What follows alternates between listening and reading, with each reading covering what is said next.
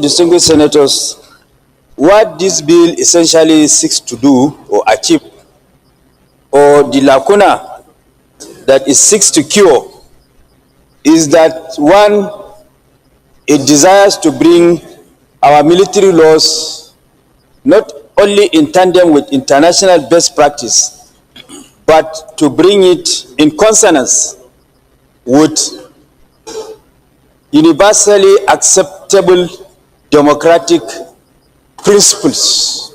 One of fair hearing.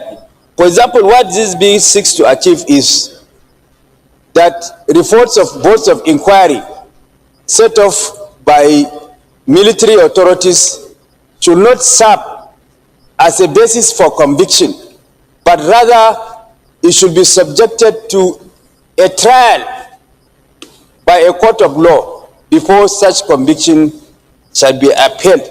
Because as it is, it violates the principles of nemo judice in causa sua. You cannot be a judge in your own cause. So this is a very fundamental principle of law, that what this bill seeks to achieve. And then the other arm is the enlistment of persons below the age of 18, which is now allowed under the military law as it is now. This bill seeks to clearly state that people that are below the age of 18 cannot be enlisted into the armed forces. And then this bill also seeks to subject military authorities to the command of the commander-in-chief, that is democratically elected president, or in a nutshell, subjects military authorities to the authority of democratically elected institutions, so that they cannot be masters of themselves. So essentially, this bill is very, very important, and I urge my colleagues to support the second reading of this bill with the speed of light. Thank you. Senator Oji Uzokalu. Thank you, Mr. President and distinguished colleagues. Mr. President, I would just like to deviate a little bit in asking the chairman of Army, in amending this law, in supporting this debate, I would like him to look into the courses, the military courses, because once somebody, for example, that the new chief of army staff is course 41, all the people in course 40, 39, 40, they are gone. And we spend a lot of money training these military people.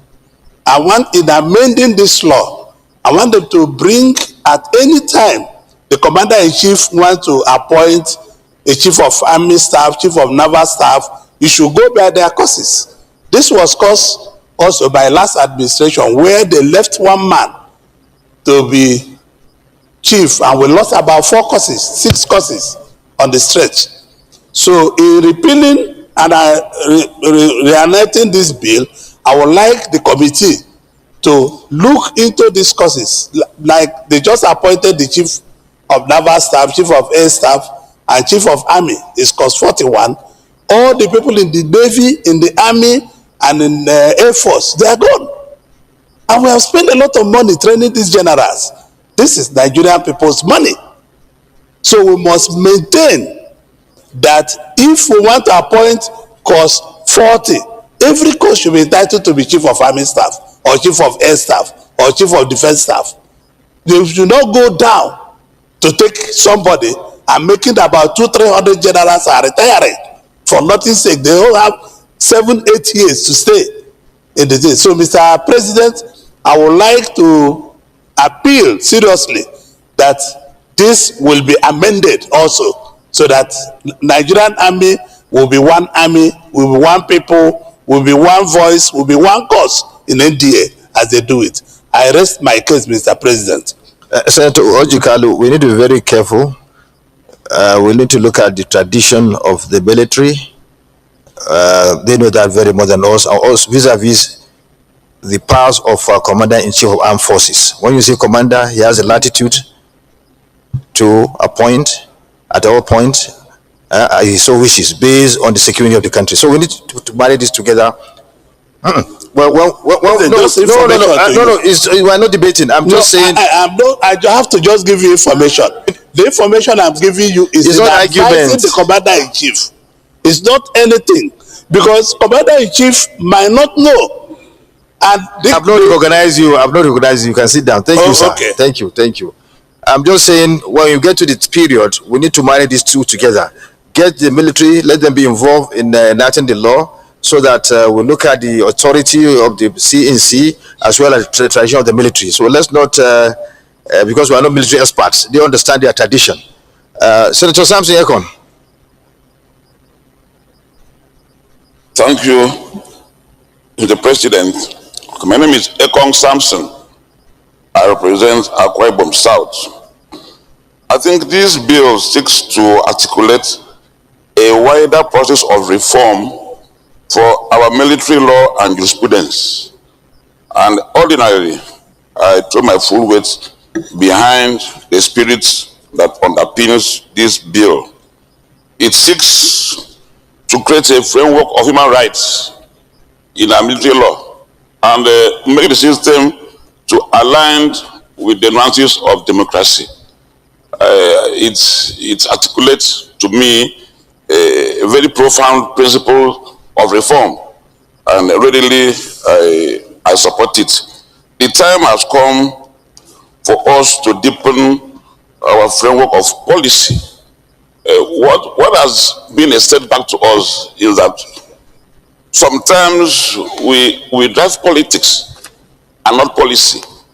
With this kind of systemic approach, we will have an entrenchment. We will have a culture of reform that aligns with best practices. I am very thrilled by the nuances of fair hearing that have been fully contemplated in this bill. It's very important that the principles of fair hearing, that the principles of our constitutional process be fully followed. So on behalf of Akwa Ibom South, I throw my weight behind this bill as part of a wider process of reform that will deepen the contents of our military law and jurisprudence. Thank you. Those in favor that this bill be read a second time, please say aye. Aye. Those against say nay. The ayes have it. The clerk of the Senate. Fine, sir. Let's say minute. Mr. President, distinguished senators, a bill for an act to repeal the Armed Forces Act and to reenact a modern, constitutionally compliant and operationally responsive legal framework for the Armed Forces of the Federal Republic of Nigeria and for related matters, 2025, SB 791. Second reading.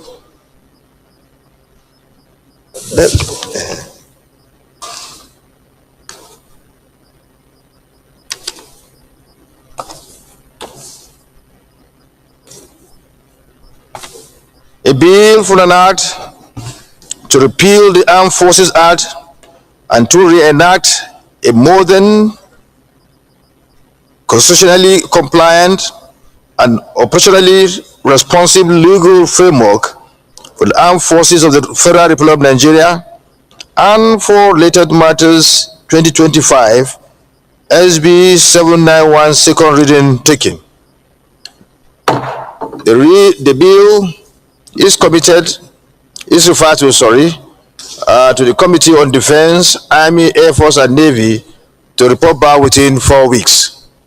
Let me commend Senator Eradua for bringing forward this bill. Everything in life is fluid. There's nothing that is permanent. Things change from time to time, and so our laws also should change. Our regulations in respect to any aspect of our lives should also, be modernized. So I think it's in order to look at this act to get it modernized in tune with modernity. We need just to do that, not only in respect of the military, but all spheres of our lives, all spheres of our life, of our national undertakings, so as to modernize our system to go in tune with contemporary happenings in the world, in line with international best practice. So I commend, on behalf of the Senate, commend Senator Yar'Adua for bringing forward this bill. Leader of the Senate.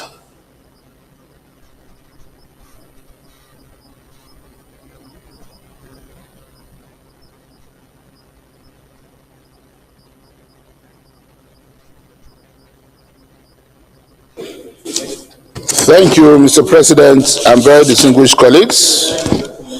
The second order of the day is the second reading of the Sheriffs and Civil Process Act Amendment Bill 2025 SB 432. Distinguished senators will recall that the bill was read for the first time in this hallowed chamber on Wednesday, 8 May 2024.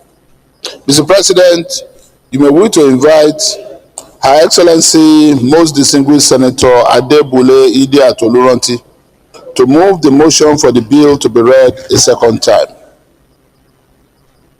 Senator and Her Excellency Idiat Adebule Oduranti, former Deputy Governor of Lagos and now a distinguished senator, you have the floor to move the motion to read the second, the lead debate of your bill.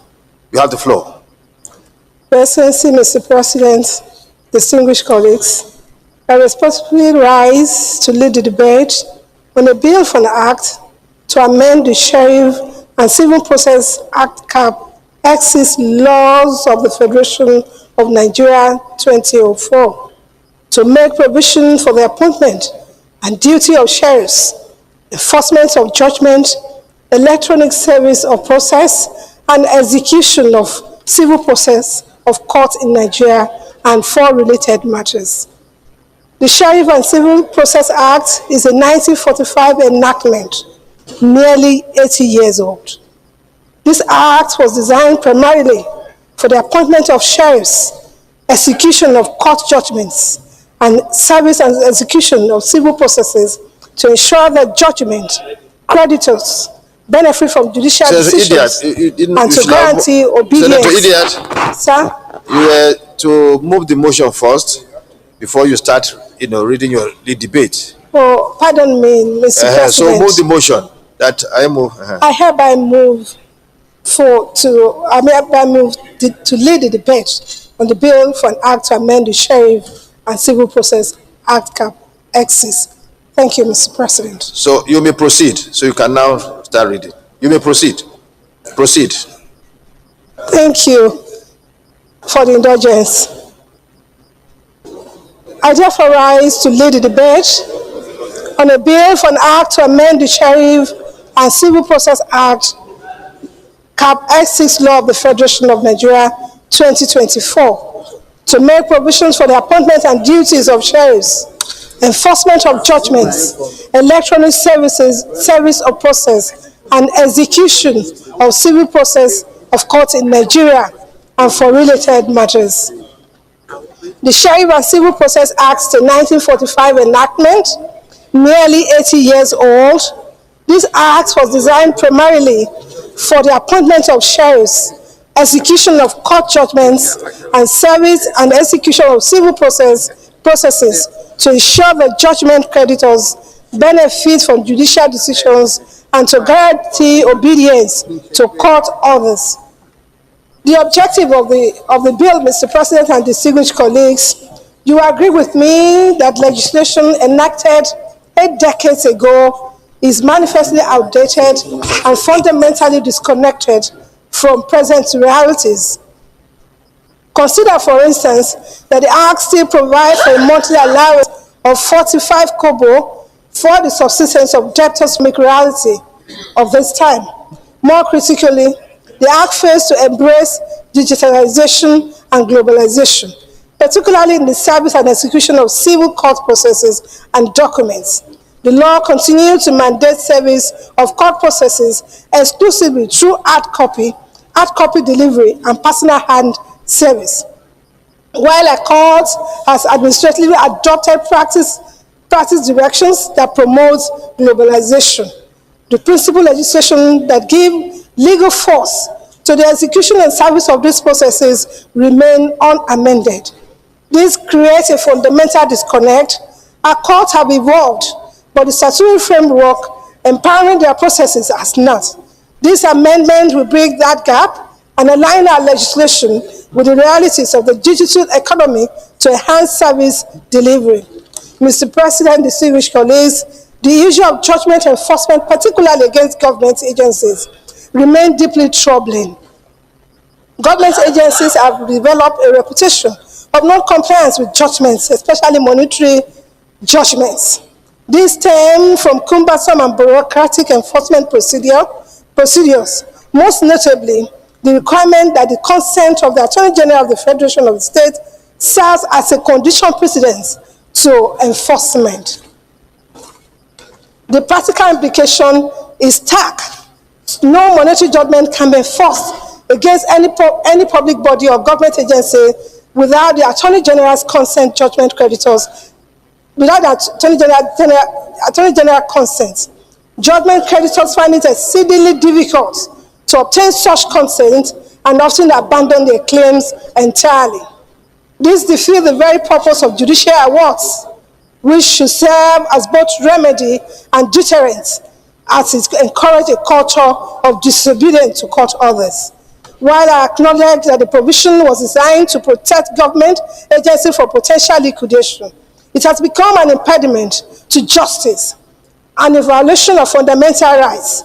Article 8 of the Universal Declaration of Human Rights provides that everyone has the right to an effective remedy by competent national tribunals for acts violating their fundamental rights. When we make it virtually impossible to enforce judgments, we deny this right. Monetary compensation awarded by courts in civil matter represent judicial determination of rights and obligations. Government agency must align to comply with these judgments in a timely manner for the good image of government and respect for the rule of law which this administration represents. Some may argue that streamlined enforcement will adversely affect the budgetary allocation of the agencies involved. However, Mr. President, I submit that this reform will ultimately make government agencies to be more accountable and responsible in their dealing with the citizens that they are called to serve. This prospect of enforceable judgment will reduce impunity and encourage proper conduct, ultimately reducing both violation and financial burden of compensation. The judgment creditor is entitled to the benefits that accrues from a judgment obtained, and such judgment must be enforceable in accordance with the law. The systematic lack of enforcement over the years has eroded public trust and confidence in the judiciary, while emboldening officials who flagrantly abuse processes and violate law neither represent nor reflect current realities.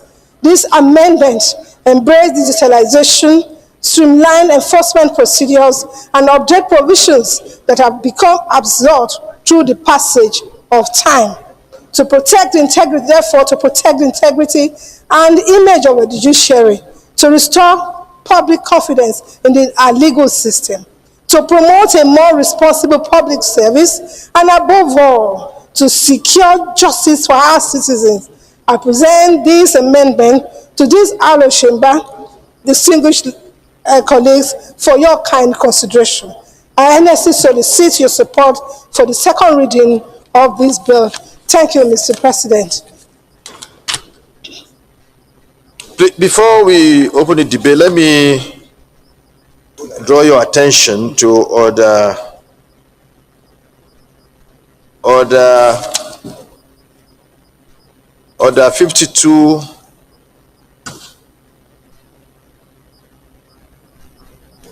52-9. A senator desiring to speak shall raise his hand in his place, and if he called upon shall rise and address his observations to the President of the Senate or the Chairman. So please take note of this order. Take note, please.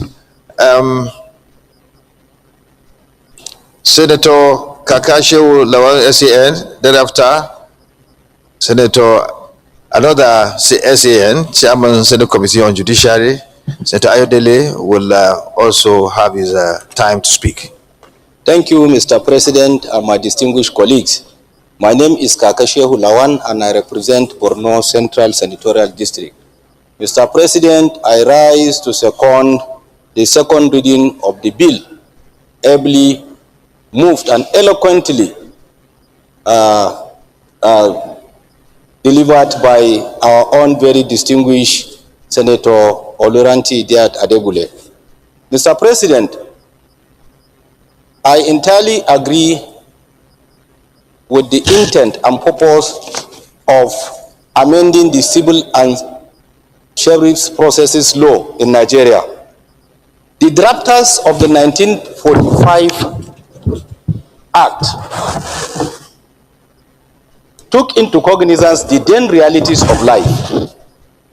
1945 to date is clearly 8 decades down the line.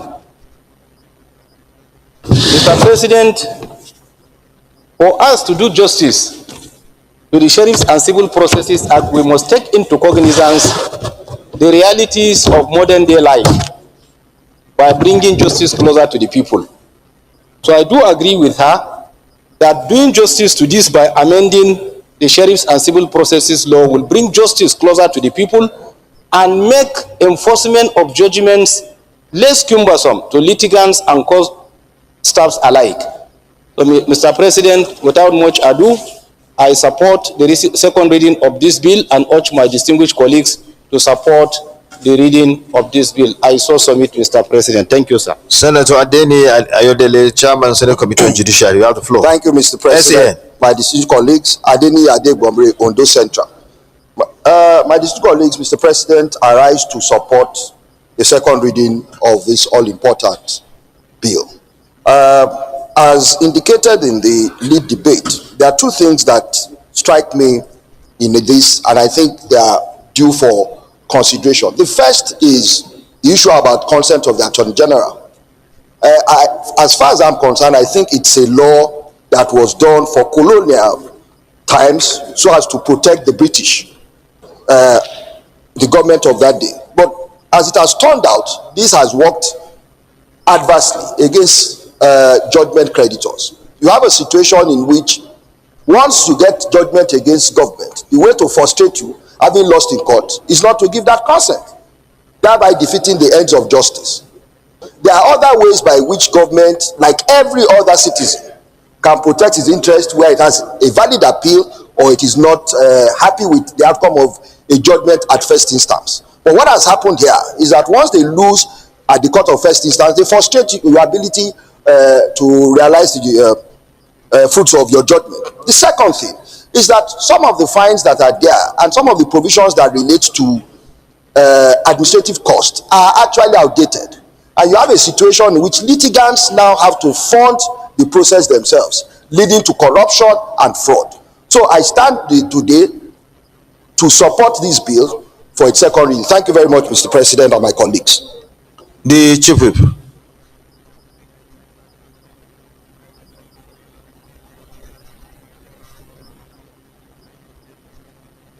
President, distinguished senators, my name is Mohamed Tahir Monguno. I represent Borno North Senatorial District. Though two senior advocates of Nigeria have spoken in favor of this bill, and based on the tradition in the bar, I have to respectfully differ to the views and opinions of the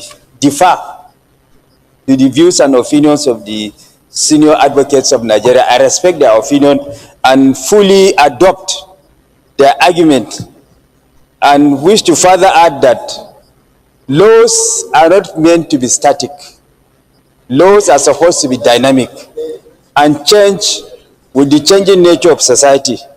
as Udo Udoma JSC of blessed memory, in one of his celebrated judgments, said, and I quote, that laws are like organic documents that should change with the changing nature of society, and they are not supposed to be static.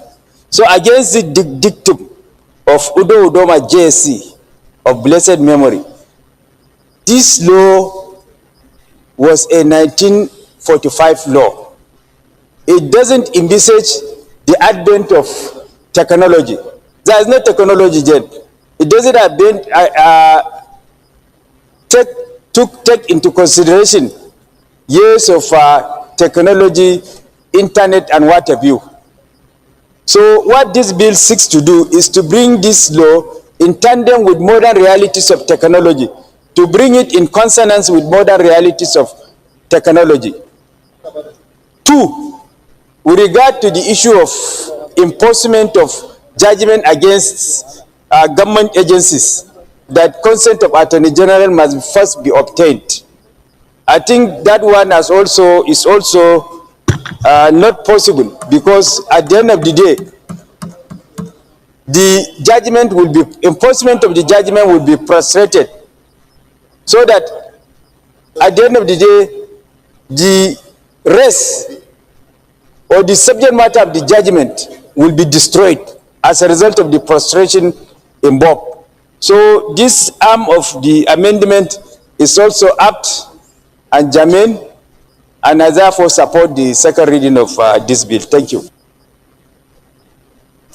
Those in favor that this bill be read the second time, please say aye.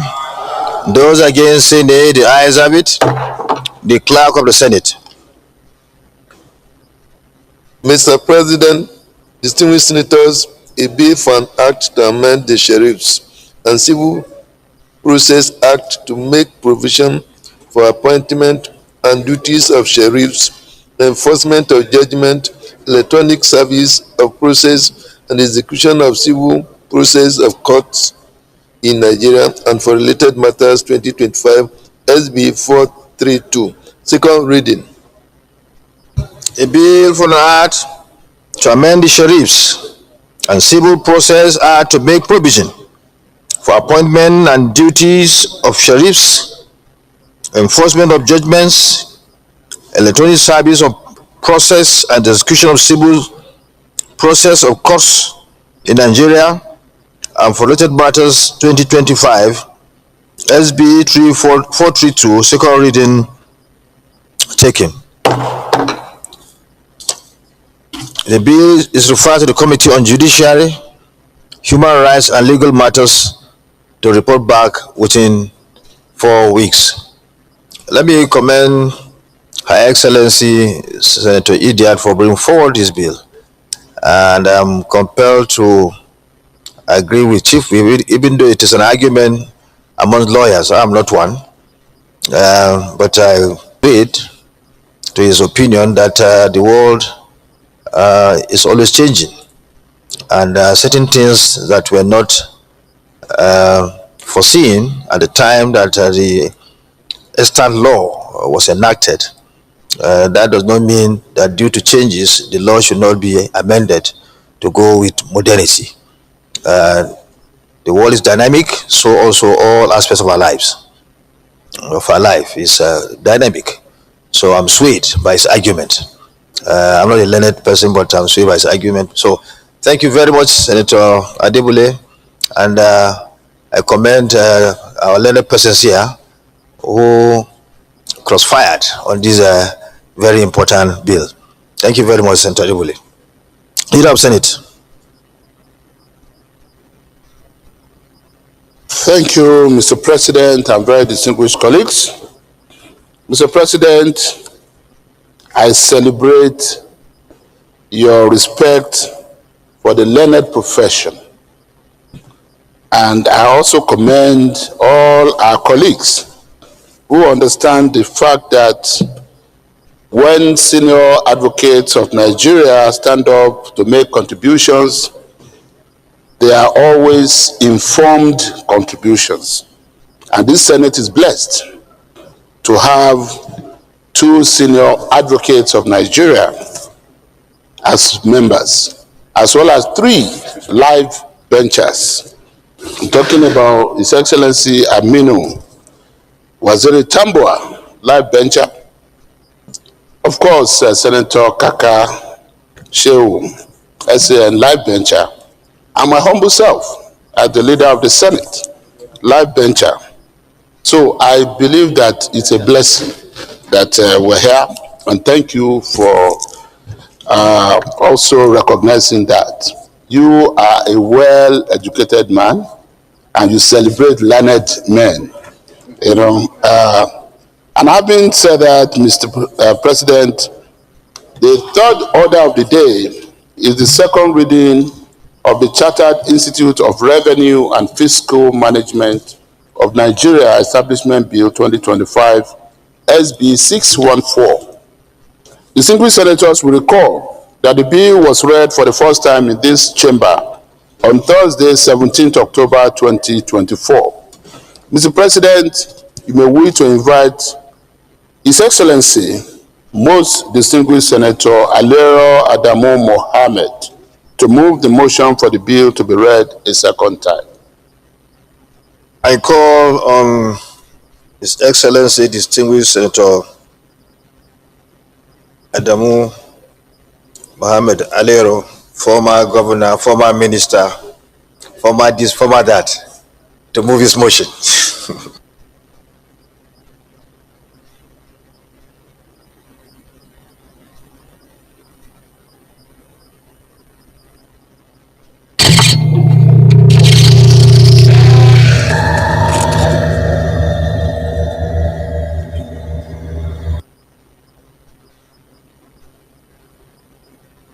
Thank you, Mr. President, my distinguished colleagues.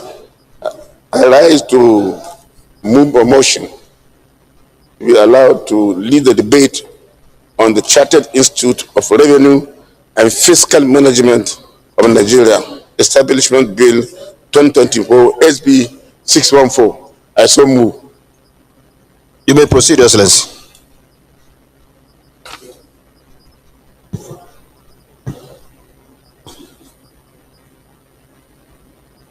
Mr. President, distinguished colleagues, I stand before this esteemed chamber today to lead the debate on the bill for the establishment of Chartered Institute of Revenue and Fiscal Management of Nigeria.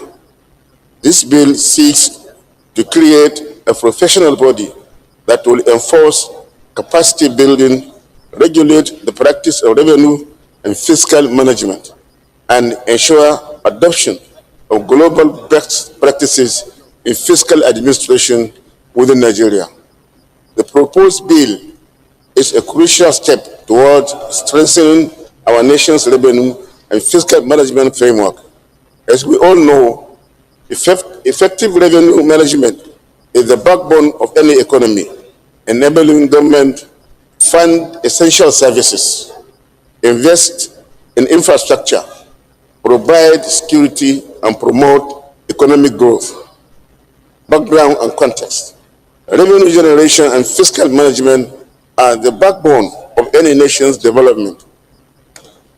In Nigeria, with our vast and diverse economy, efficient fiscal management is pivotal to addressing the twin challenges of resource mobilization and resource optimization. Over the years, our nation has faced persistent revenue shortfalls, leakages, and inefficiencies in fiscal governance compounded by inadequate capacity in revenue forecasting. Meanwhile, research indicates lack of strong institutions and manpower capacity as factors militating against revenue generation and optimal fiscal management in Nigeria. Global financial institutions have held the opinion that Nigeria's problem is not debt, but inadequate revenue mobilization and administration. Nigeria's debt to revenue ratio has been significant fluctuation, or has seen significant fluctuations from 2015 to 2024, reflecting the challenges of low government revenue relative to rising debt service cost. Here's a summary of the trends. A, 2015 to 2019, the debt service revenue ratio remained relatively moderate, but began increasing as public debt grew. For instance, the ratio was about 65.8% in 2029, which means 65% of the revenue we collect goes into payment of debt. In 2020 to 2021, the ratio worsened, reaching 96.7% in 2020 and 123% in 2021, driven by higher COVID servicing, driven by higher debt servicing costs and reduced revenues during the COVID-19 pandemic. 2022, the situation was still concerning, with the ratio as high as 80.2% for the year, highlighting service fiscal stress. In some quarters, debt servicing exceeded government revenue.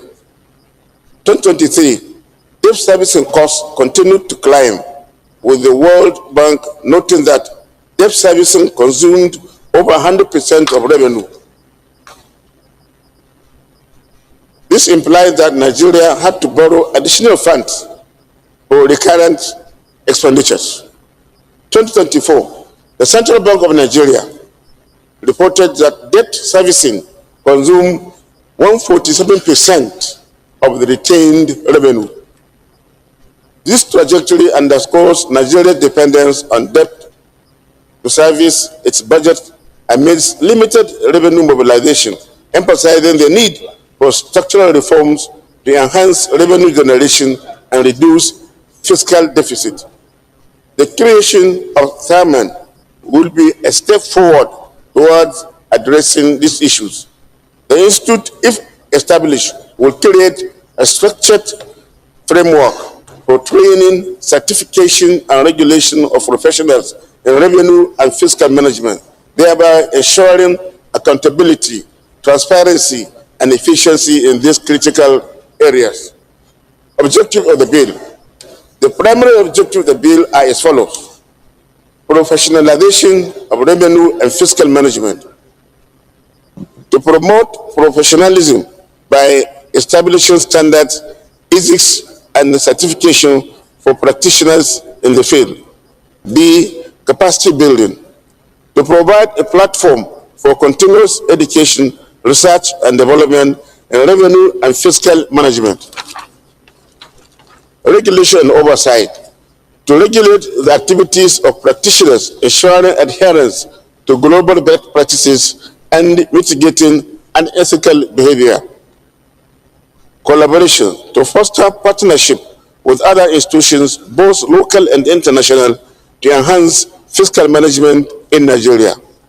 Economic development, to enhance revenue generation and utilization, contributing to national development. Structure and functions of SAMAN, the sectors who meet the Institute standards and pass its certification examinations. Training and certification.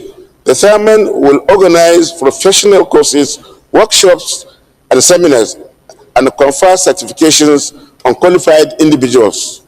Regulatory oversight. The Institute will monitor the conduct of its members, ensuring compliance with ethical and professional standards. D, policy advocacy. The SAMAN will serve as an advisory body to the government on fiscal policies and revenue management strategies. Research and development. The Institute will conduct studies and publish findings on improving fiscal systems and practices in Nigeria. Benefits of establishment of SAMAN. Distinguished colleagues, the establishment of SAMAN will bring the following benefits. A, improve revenue generation. By professionalizing revenue sector, Nigeria will be better equipped to tackle challenges such as revenue leakages, inefficiency, and revenue collection and processes. B, enhance fiscal discipline. A cadre of well-trained professionals will enhance accountability, in resource allocation and utilization. C. Increase revenue investment. Transparent and efficient fiscal practices will attract more investors, boosting economic growth, global competitiveness. The summit will align Nigeria's fiscal practices with international standards, enhancing our reputation globally. E. Capacity development. The Institute will provide opportunities for Nigerians to acquire advanced skills in revenue and fiscal management, better coordination and collaboration among revenue agencies and stakeholders. In conclusion, in countries or in other crimes like USA, we have American Revenue Association, ARA, different from American Accounting Association, and American Taxation Association. In Switzerland, there is Institute of Revenue Management, respectively, whereas the Agenda 2063 is a developmental vision geared towards African continent unity, growth, and development. One of the aspirations of this agenda is a prosperous Africa based on inclusive growth and sustainable development. Undoubtedly, the realization of this aspiration will be a mirage when issues regarding the capacity of human resources in revenue optimization and fiscal management are not tackled adequately. Distinguished colleagues, my respected colleagues, this bill represents a bold and necessary step toward addressing systematic challenges in Nigeria's fiscal and revenue system. By establishing the Chartered Institute of Revenue and Fiscal Management of Nigeria, we are not just creating a body, we are institutionalizing professionalism and advancement in one of the most critical sectors of our national economy. I urge all of us to lend support to this bill as it proceeds through the legislative process. Together, we can lay a solid foundation for sustainable revenue and fiscal management in Nigeria. I so move, Mr. President.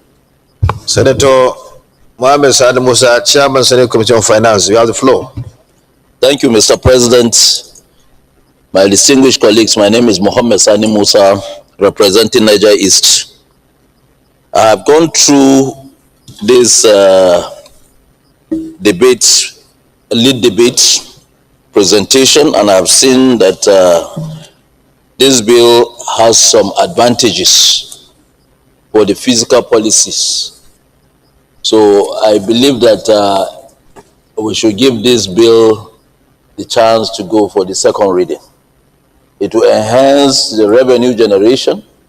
It will also make the physical management of our resources, especially when the government is trying to plan. They will be able to plan very well. There will be synergy between revenue generation and the physical plans. Thank you, Mr. President, and I hope my distinguished colleagues will support this bill. Senator Wazir Amin Tambuwal, former Speaker, former Governor, two-time Governor of Sokoto State, you have the floor. Thank you very much, Mr. President. I am Amin Wazir Tambuwal. I represent Sokoto South Senatorial District. I rise to support for second reading this very important bill, which objectives are very clear, and I am particularly impressed with the fact that it is not only aimed at enhancing revenue generation, but boosting the capacity of those involved and their professionalism.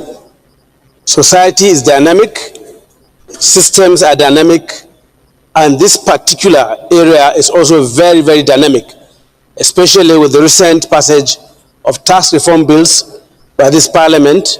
And I believe that this will now professionalize the area and improve the capacity of those who are involved in these processes. Mr. President, on this note, I urge that we support the passage of this bill. However, I need to draw the attention of my senior brother to the compendium of costs. The total is above 3 billion, not 1.5 billion. Thank you, Mr. President. Senator Michael Adetokunbo Abiru, Chairman, Senate Committee on Banking, you have the floor. Thank you, Mr. President.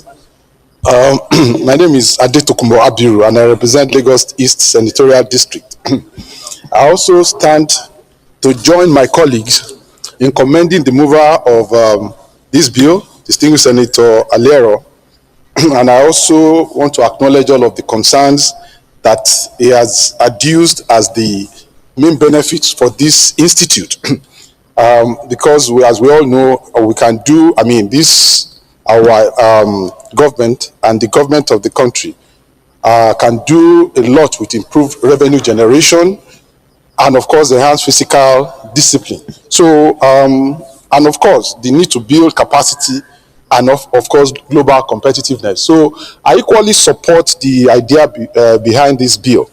But I must also underscore another very strong point, Mr. President and my distinguished colleagues. I think in considering this bill, we should also be mindful of all of the powers that this hallowed chambers has in terms of appropriation and, of course, oversight powers. And I think that the capacity and all of the improvement that we're also looking for are better channeled through all of those powers. So in considering this bill, I also want us to be very mindful as to how best can we continue to improve that powers that we have both for appropriation, because with the powers of appropriation and oversight, I'm sure, again, if we zero in very strongly, some of the intendment of this proposed bill too can be better appreciated. So in supporting this bill, I would like to also say that at the public hearing session, we should consider all of the points that I've mentioned. Thank you, Mr. President, and my distinguished colleagues. Those in favor that, Senator Abbas Amini, after Nkwambu will take the floor. Thank you, Mr. President, distinguished colleagues. I'm Senator Aminu Abbas. I represent Adamawa Central. Mr. President, I want to join the previous speakers in commending the mover of this motion, the bill. However, Mr. President, I'm against this bill moving forward. But as suggested by Senator Sani Musa, being the chairman of finance, that she goes for second reading and then discussion will take place there. But Mr. President, we shouldn't forget that we gave, in this chamber, we gave so many associate powers that you cannot distinguish between them and this bill that we want to enact. We gave Institute of Charter Accountants of Nigeria. We gave ANAN just of recent in this, and we gave Charter of Taxation again in this chamber, this state assembly. We gave the powers to do most of this. Therefore, I want, if this bill will go for second, we say to second reading, I want the committee that will look into it to distinguish clearly between the difference between these two issues of taxation and issues of revenue. Revenue and taxation are the same. Revenue policy, taxation management, policy management, they are the same. Fiscal policy and fiscal management are the same. So if we must allow this bill to sail through, then we have to distinguish between the two institutions or three or four institutions that we have in Nigeria. Let's have clear difference. What's the role of this institution and what's the role of the other institutions that are existing? Thank you, Mr. President. Senator Nkwambu.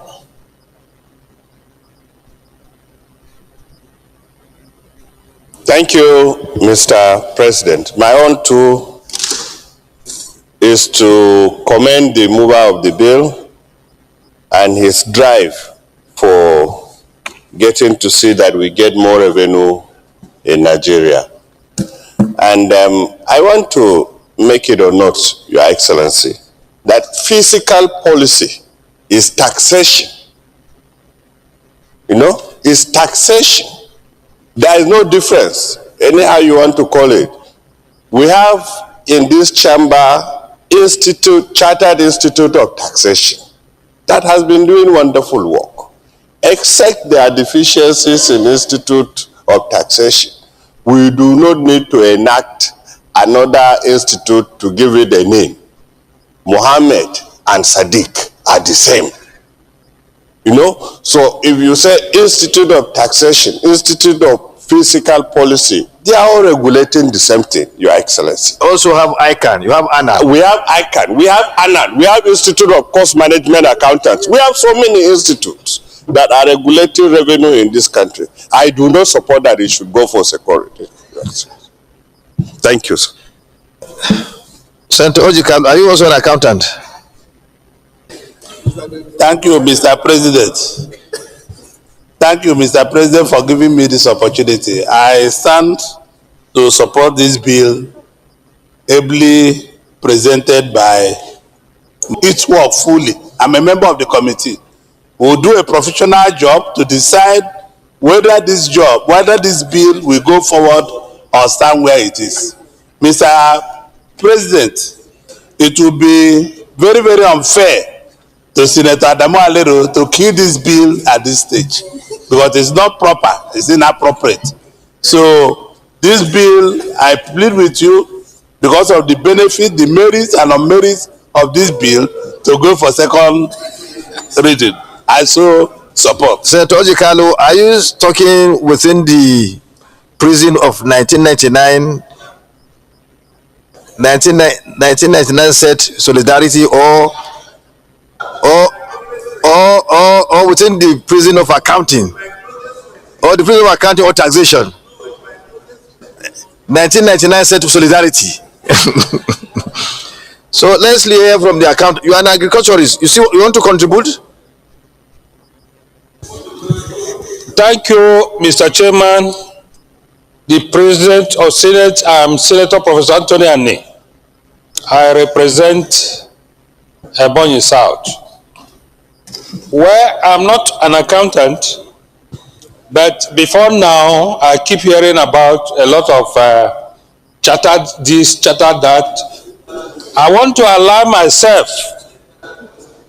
with the opinion of Senator Bass that if this should go for second reading, a committee has to be set up to harmonize this, so that when we hear about chartered this, there will be a clear demarcation and I so submit. Thank you, thank you. Senator Rufai Sanhanga, then Senator Ningi. That's it. Thank you, Mr. President. I'm Rufai Hanga, representing Kano Central. Mr. President, my concern with this is not name chartered. No. Sir, it's a duplication of functions, like rightly mentioned by Senator Adam Kwambo. Sir, if we keep on duplicating laws for the sake of creating the bills and all these things, it looks like we are redundant. We don't have anything to do. The best thing is we act on something that is not there or that is necessary. But this one is a duplication. It's a duplication of function. It's a communication. It's a redundancy. So I think I'm not against, just because he's my senior brother, I respect him, but just because you respect somebody, you push somebody out to waste people's time. I think it is better we allow this to rest and concentrate on other things that will certainly benefit from our precious time. Thank you, Mr. President. And for your information, Senator Rufai Ananga is a chartered accountant of repute. Senator Ningi, a banker. Former banker. Analog banker. Mr. President, my name is Dr. Abdul Ningi, and I was a former banker. I'm not going to talk about the merit or otherwise of this bill, but I'm going to talk about bill at a second reading. There is no perfect bill. It carries every bill that comes before the parliament, carries the good, the bad, and the ugly. So what happens in a bill that is presented before a parliamentary like our own? Is there any one single benefit? Completely one single benefit? If there is, even if it is one, it is our job now to say, go and consider it in a committee. Invite other Nigerians to share their opinion about this bill. Mr. President, this bill, look at the highlights: improved generation, revenue generation, enhanced fiscal discipline, increased foreign investment, global competitiveness, capacity development, better code. So, does this bill share the opinion of other Nigerians? Or does this bill not good enough for other Nigerians? Because we are not enacting these laws for ourselves. Yes, I have had a variety of ideas, objections, and the positive aspect. So usually, when a bill of this nature comes to the floor, is to now assume that the sponsor of the bill has taken time to present it to us. That is the first test. Okay. For Sadiq or Mohammed. Let me draw your attention. I read one order. I read that order. Do I need to read it again? I don't have it. Okay. So, well, there's another chartered accountant. Bear your mind, please. Thank you, Mr. President, distinguished colleagues. Deputy Leader, I'm sorry. I ought to have recognized you based on tradition, but I erred in not recognizing you. Allow me to speak, then you speak. Thank you, Mr. President, distinguished colleagues. I am Bino Siaro, FCA, FCTI. I'm a fellow of the Chartered Institute of Taxation. Mr. President, as my professional colleagues have stated, this is like duplicating an act that is already in operation. If there is any shortcoming in the act setting up the Chartered Institute of Taxation, we should go into that act and amend it. So if we believe that we can enhance revenue by amending that act, then it is that act that we should be addressing and amending, not bringing a new bill and setting up a new professional body that will be doing exactly the same thing as the Chartered Institute of Taxation is doing. I so submit. Deputy Leader, a quantity surveyor trying to go into accounting. An architect, sorry. Mr. President, this bill is a beautiful bill. And I'm saying that one for the main reason that if you look at the sequence of presentation, he was able to trace the problem in revenue environment in Nigeria. Whether other organizations are existing or not, the important thing is that there's a focus on the revenue side and the physical side. And in particular, there's emphasis not only in training revenue officers, but in ethically monitoring them. I think this bill should go straight for second reading. Thank you. Senator Patrick Ndubuzi, an engineer. I give you 1 minute. Mr. President, thank you. I thought you said I should drop. Well, I'm an engineer, but I have my BS in economics. So, Mr. President, I feel that law is made for man. Man is not made for law. The area I want to come in, my brother, Binus, he has already buttressed on that. If this bill is going for public hearing, we'll spend money. Whereas already, this bill has been taken care of by another chartered institute. So, what we should do is maybe we'll refer to a committee to check, is there any amendment required on the existing law? We'll now bring it. But the issue of second reading, money will be involved, man hours will be involved. We are in a nation, we should think wisely. It's clear to all of us here that this may not pass. So why are we giving that room? That's my point. Thank you, Mr. President. Well, I think it will be unprofessional of me if I don't. Okay, Senator Wadada, last to speak, then we go into, we put the vote. Thank you very much, Mr. President.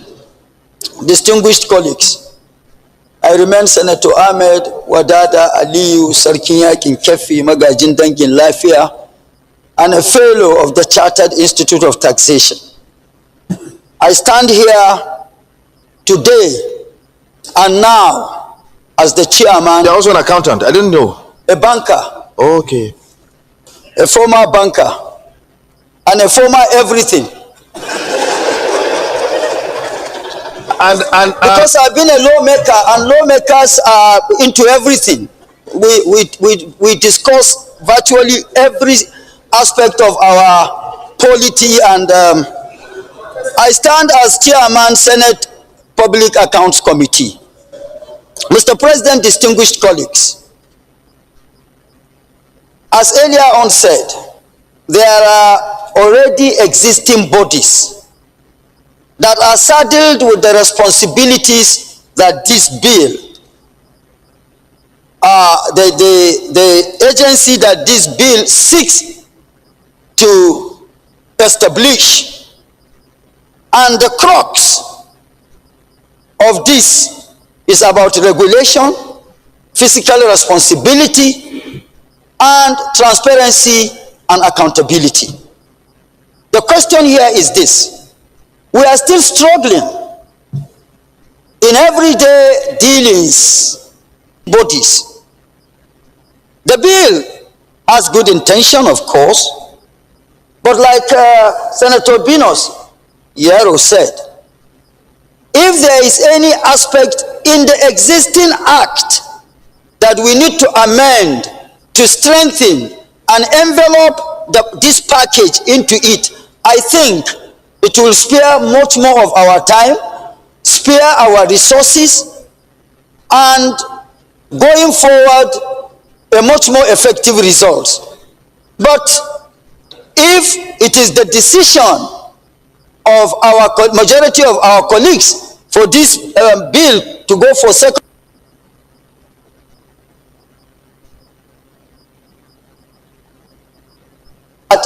will take more of our time, more of our resources, and at the end of the day, duplication of efforts, agency this or institute this, that, and at the end of the day, we may not really be getting the needed and required results because of conflict of interest and duplication of efforts in the discharge of responsibilities. I so submit.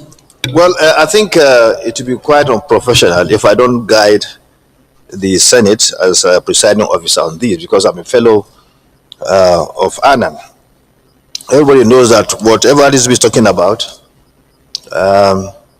those in ANAN is within the latitude of ANAN members to do. Also ICANN, also Nigeria. But the tradition is that when you have a bill like this, just as said by Senator Ahmed Ningi, you don't your latitude to decide to pick what you want to do.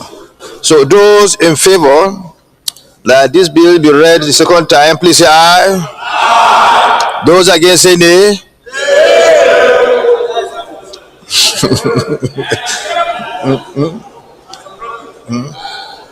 Mr. President. No, the question is on. No. You can't raise anything now. You should. You can't. You are professional. You can't do it now. You can't do it now. Those in favor that we should go with tradition to allow you go through, so that in the second reading it can be seen whether to pick something or not to pick. Then whatever can be done should be done there. Those in favor of this, please say aye. Aye. Those against say nay. The eyes have it.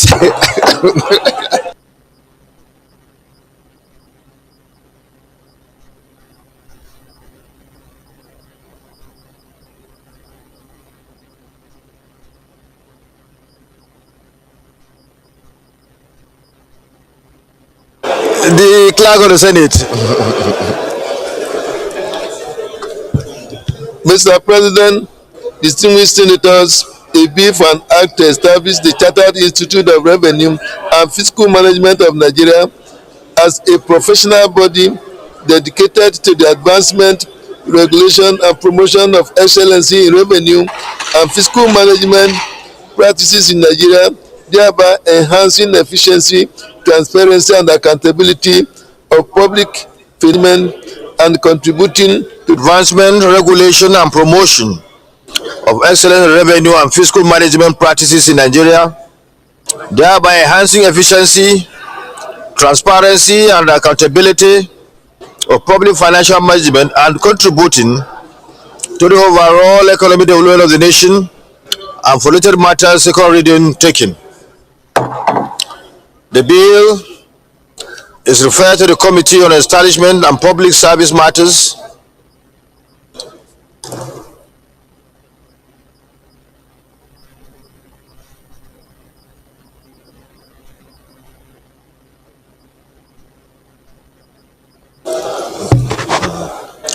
As well as the Finance Committee, to report back within 4 weeks. Let me commend Senator Alero for bringing forward this bill. It shows his passion for the promotion of the means that we've deployed to have more revenue for this nation. And I'm sure by the time the bill gets through the public hearing and all the other processes, the outcome will be something that will be in the interest of this nation. So we thank you very much. It just shows your passion, your dedication to improve the revenue earning capacity of this nation. So we commend you wholeheartedly.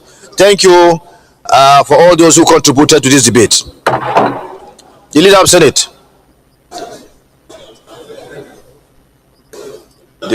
Who will lead now? Finance, you lead.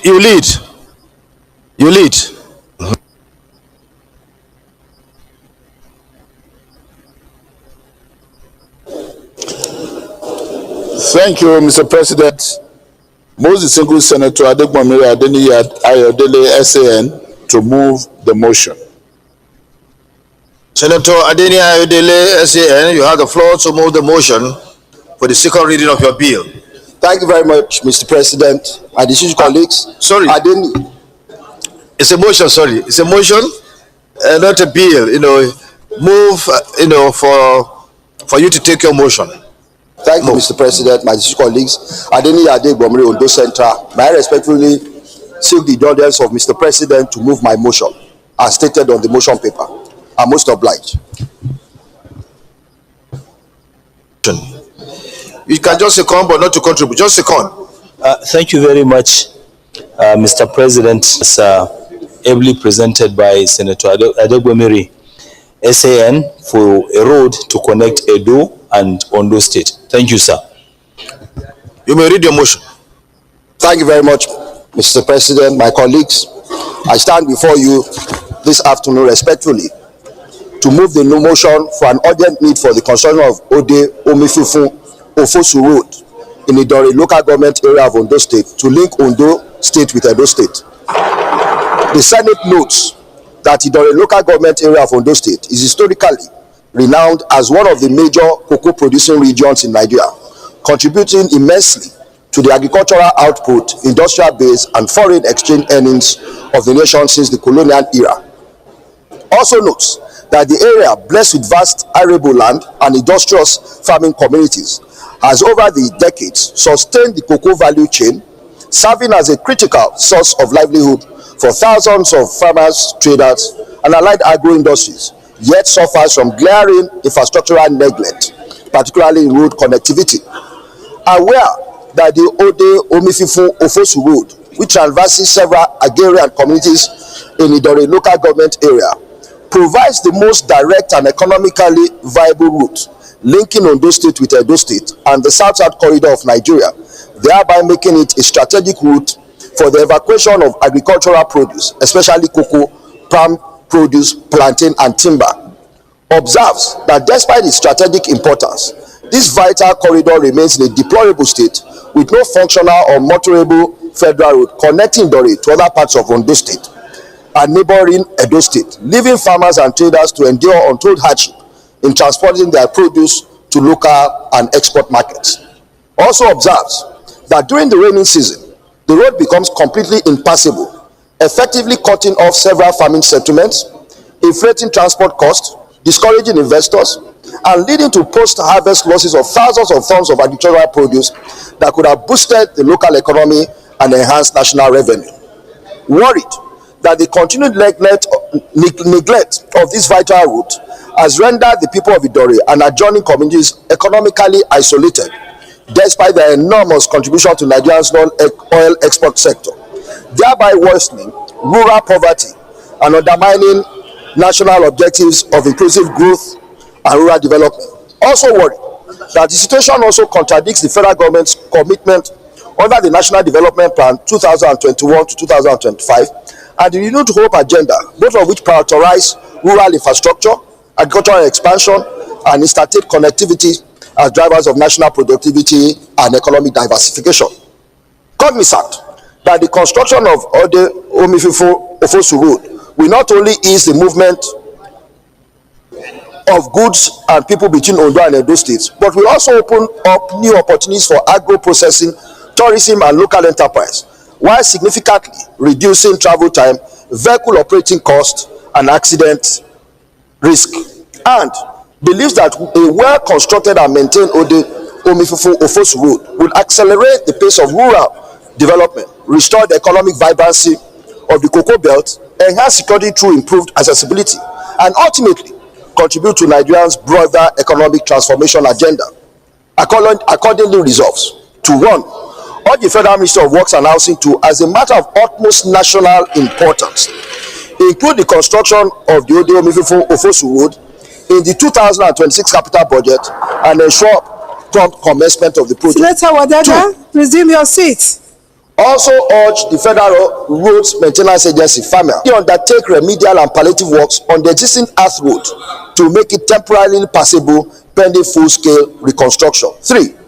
Further urge on the Federal Ministry of Agriculture and Food Security to collaborate with the Ministry of Works, Federal Ministry of Works, with this resolution and to report back to the Senate within 8 weeks for further legislative action. I so respectfully move. Thank you, Mr. President. Senator Osita Umbu. Thank you, Mr. President. Osita Umbu. I represent Enugu West.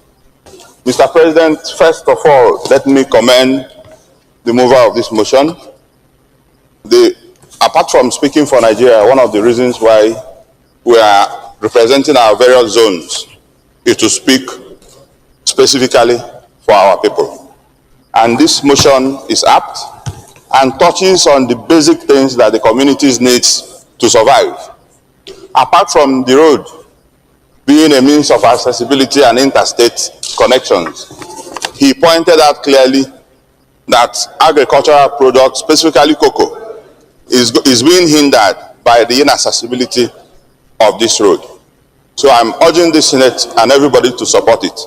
Meanwhile, I would like to remind us a little bit about the issues that we have about roads and motions that we have moved thus far in this 10th Senate. The first ever motion that was moved after the inauguration of this Senate was moved by Senator Nwebonyi on urgent need to repair a particular road in Ebonyi. The third motion that was moved in this 10th Senate was by Senator Barry Mpigi to investigate and see that the Element Road, East-West Road, the Element section, was acted on. Till today, motions upon motions about roads were moved, and another committee was set up to collate important roads in different constituencies from distinguished members. Another ad hoc committee headed by Senator Yahya Abdullahi was set up. That committee collated till today, no report was submitted, nothing came out of it. We are aware that currently the president and the minister, using the Ministry of Works, is constructing several roads. No doubt about it. However, we have specific routes that traverse our communities that is of urgent importance that we all, in several instances, have moved and nothing was done. I had opportunities to interact with the Minister of Works, and his complaint has always been funding. That yes, the National Assembly can need all the roads in the world, but there are no funds to execute it. We all know that the Minister of Works has shown capacity and is everywhere. But if funding is not provided, it means that those roads, we will all come here and do administrative exercise, move motion, say prayers that will not be answered. It is always important when we go into these prayers, let's say prayers that will be answered. It's not about just saying prayers and upon prayers. So I'm urging us, while I'm supporting this motion, when we get to the prayer side, let it not be urged this to do that and it ends in the table of the administrative officers and nothing is done about that. If we eventually want this thing to be done, let us go a little bit further to move, say prayers and follow it up. This National Assembly is saddled with the responsibility to do appropriation. Not then we go to prayers and we say all Ministry of Work to put money to execute a particular road. Then what is our duty? Mr. President, I'm sure this is very clear to you. With the envelope system, if we take this motion the way it is going to end up with like 100 other motions that we have taken here and nothing was done about it. So I urge us conclusively that when we move to the prayer, let us pray, say the kind of prayers that will be answered, not prayers that is impossible to be answered. I so submit. The acting deputy chief whip, Senator Idiot. Thank you, Mr. President, for the honor to be the acting chief whip. However, I rise to second. No, deputy chief whip, the chief whip is here. She's the acting. I rise to support this motion, which also has been said by Senator Osita. Quite a number of our roads across the country requires the attention of the Minister of Works. Some of the roads that are ongoing needs to be completed, like my Lagos-Badagry road. They've been on it for quite a while, but that road is yet to be completed. Amongst other roads that have been mentioned by senators in this Honorable Chamber, I want to please create the indulgence of the President, not only to list out or to read out the prayer that have been said in this motion, but again to also mandate, if need be, invite the Minister for Works, roads that have been listed, some of the roads that have been sent to the Ministry for its attention have not been attended to. We cannot come here all the time to come and be talking about roads that, of course, we don't come here to talk about them if our people, and Nigerians, are not raising issues about those roads are not motorable for them. We cannot continue on this trajectory. Therefore, Mr. President, I crave your indulgence to please seek the attention of the Minister for Works to enable him pay attention to some of these roads that we have talked about in this Honorable Chamber. I so submit, Mr. President. The Deputy Leader. Mr. Senate President, distinguished colleague, I stand to support this motion raised by our distinguished Senator Adene, Senior Advocate of Nigeria. I'm saying this because Idanre is a well-known destination to me. Idanre is a place that is producing the largest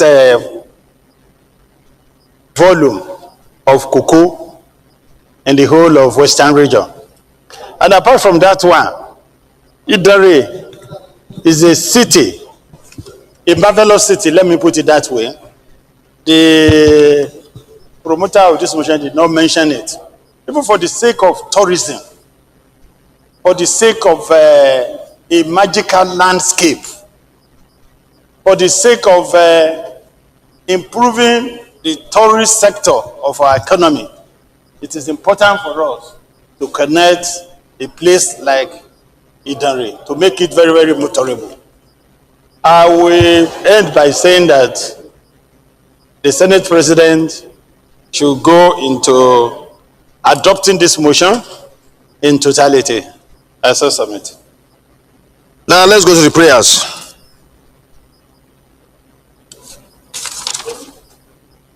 All the Federal Minister of Works and Housing, to as matter of utmost national importance, include the construction of the Ode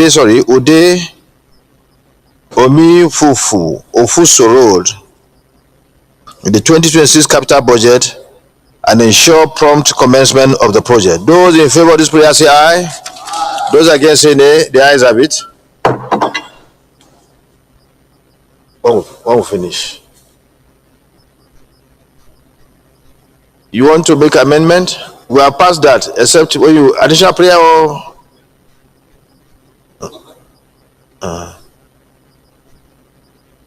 but also urge the Federal Rules Maintainer Agency, FEMA, to immediately undertake remedial and palliative works on the existing ART road to make it temporarily passable, pending full-scale reconstruction. Those in favor of this prayer say aye. Those against say nay. The ayes have it. Further urge the Federal Ministry of Agriculture and Food Security to collaborate with the Ministry of Works to prioritize road projects that enhance agricultural value chain development, including this strategic corridor. Those in favor of this prayer say aye. Those against say nay. The ayes have it. Mandate the Committee on Works to engage with the Federal Minister of Works and Housing and FEMA to ensure strict compliance with these resolutions and to report back to the Senate within 8 weeks, after 8 weeks for further legislative action. Those in favor of this prayer say aye. Those against say nay. The ayes have it. Any additional prayer? No additional prayer. So let me commend Senator Ayodele Adeniyi for bringing forward this motion. It shows the passion he has for the upliftment of the lives of his people, enhancing the infrastructural structure of his area, which is what is needed this time around to develop our country. Please continue on this very good trajectory of service to your people. And Senator Osita, resolutions are not, they are just advisory. You cannot compel the executive arm of government to act on resolutions. What is persuasive? So we should persuade them, and it's good to persuade them to do this, because when you say we should do that here, the amount you have within your own envelope, we're not able to execute jobs, construction works that are worth maybe 500 billion, 200 billion, 300 billion. So we need the collaboration of the executive to do that. And in so many cases, we have passed resolution of this nature, and they were taken into account during the budgetary process. The only thing we say is that the executive should continue to help in addressing whatever we send to them. They've been doing, particularly this current administration. Several roles that were we passed resolution to get attended to, they've been actually they've gotten the attention that we sought. So we hope that that trend will continue, and I'm sure Mr. President will continue to do that, because he's also determined to change the infrastructural fortune of this country for the better, to allow for prosperity to reign in our nation. So we commend him for what he's doing. Thank you very much.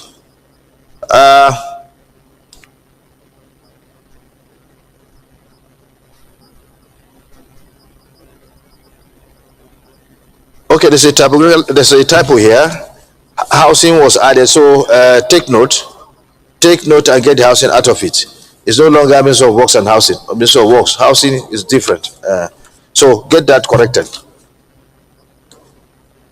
Leader of the Senate, can you move for the leader? We can move for adjournment. Mr. President, I want to thank you and our distinguished colleagues. It's been an extremely productive week for us. And having concluded our proceedings today, I'm standing to move that the Senate do now adjourn till Tuesday,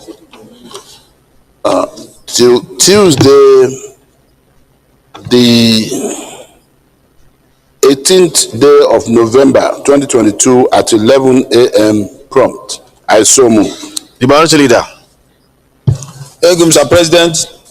Very distinct colleagues, I rise to second the motion move that the Senate do adjourn to Tuesday, 18th of November 2022.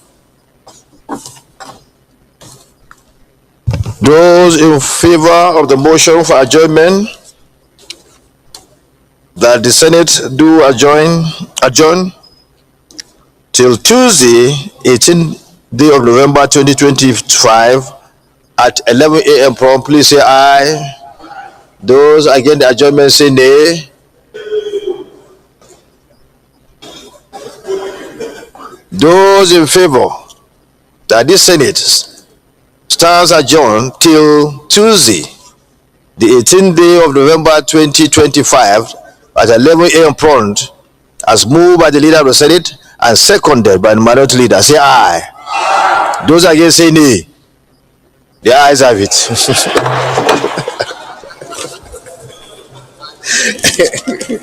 Okay, Jonah.